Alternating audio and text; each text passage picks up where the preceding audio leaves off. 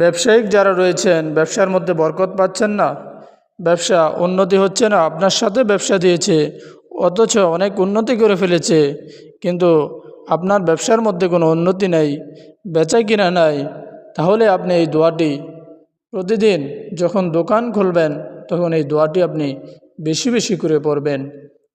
দোয়াটি হলো, আল্লাহুম্মা ইন্নী আসআলুকা খায়রা হাযিহিস সুকি ওয়া খায়রা মা ফিহা ওয়া আউযু বিকা মিন শাররিহা ওয়া শাররি মা ফিহা।